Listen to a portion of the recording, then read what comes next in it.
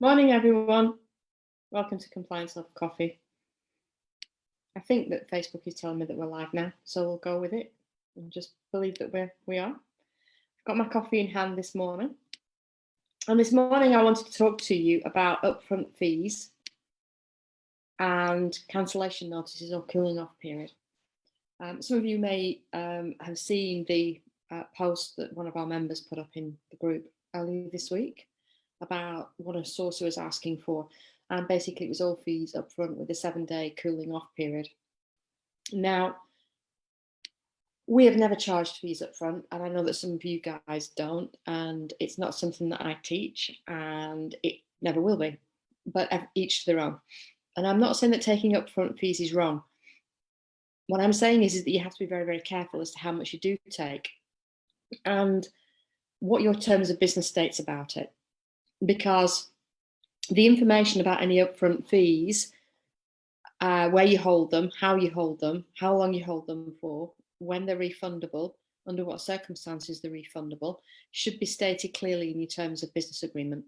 And the reason that I say that is that because recently a sourcer who was a member of the Property Ombudsman was fined £3,000 because one, the deal wasn't fit for purpose, and two, the refund policy wasn't clearly stated in the terms of business agreement. And so that was probably the whole sourcing fee, if not the bulk of it. And so it's going to cost you money longer term if you aren't aware of this, you don't address it now, and you don't decide before you set off exactly what your terms are going to be. And by the way, make them fair. For me, a 7-day cooling off period when someone hasn't worked with you before, you don't know them, you've no idea who they are, they can't do due diligence properly in 7 days, i.e. a structural survey. There's no way. You couldn't get a buy-to-let mortgage application through and sorted probably in that period of time. And so lots of things could come up that might be a blocker for that deal for very, very legitimate reasons that can't be sorted within that 7-day period.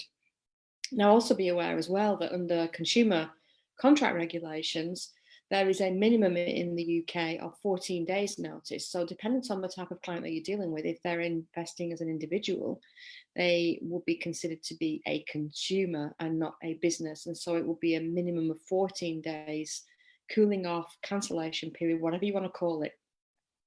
And the reason that we don't have that problem with ours, not just because we don't take money up front, because we take a registration fee and they sign our terms of business agreement, which is our contract, and then they just sign to accept each deal. So our main contract, our terms of business agreement, is signed right at the very beginning of the business relationship.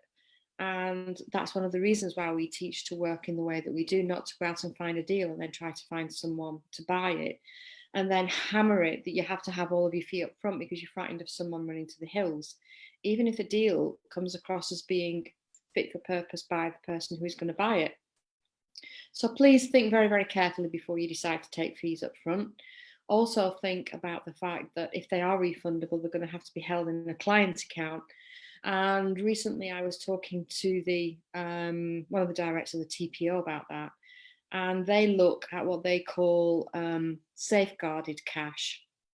So however you safeguard that cash, they would look at and deem as to whether it was fit for purpose or not.